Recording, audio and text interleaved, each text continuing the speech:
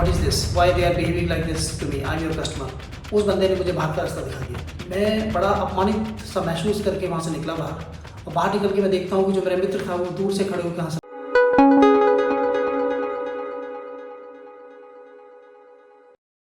एक आम भारतीय के दिमाग में, उसके दिल में ये एक अवधारणा है कि जो व्यक्ति जितनी अच्छी इंग्लिश बोलता है वो उतना ज़्यादा बुद्धिमान होता है।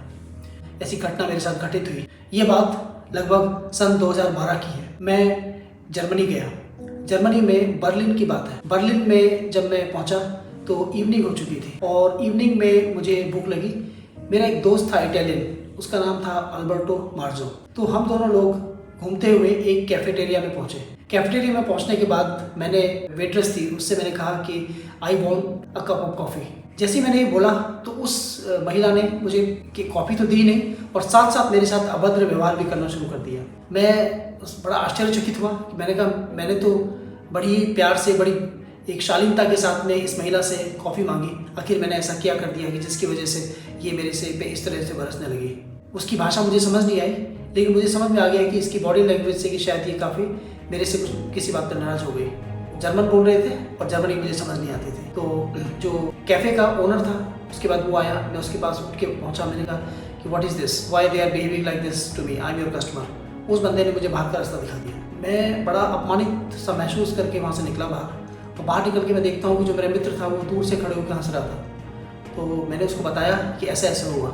इससे पहले कि मैं कुछ कह पाता, उसने खुद ही मुझे पूरी घटना अपने आप बता दी। मैंने कहा, यार मैं समझ नहीं पा रहा हूँ कि ऐसा मेरे साथ व्यवहार क्यों किया गया, जबकि मैं तो बहुत शालीनता से एक कॉफ़ी मांग रहा था। तो मेरे दोस्त जो कि इटालियन था, अल्बर्टो मार्जो, उसने मुझसे कहा कि आपने कौन सी लैंग्वेज में डॉक्टर साहब इससे मांगा। मैंने कहा, मैंने इंग्लिश में बात करी। तो बोले कि यही आपकी बहुत बड़ी गलती थी। मैंने कहा, क्यों? तो बोलते हैं कि इंग्लिश जो है वो अंग्रेज़ों की मातृभाषा है, इंग्लैंड में चलती है, ये जर्मनी है। जर्मन लोगों को अपनी मातृभाषा पसंद है, आपको जर्मनी में बोलना चाहिए था। तो मैंने कहा, जर्मनी तो मुझे आती नहीं, मैं कैसे जर्मनी में बोलता? आप हिंदुस्तान से आए हैं, आप हिंदुस्तानी लगते हैं, हिंदुस्तानी हैं। अगर आप हिंदी बोलेंगे तो ये लोग आपका जयदेव स्वागत करेंगे।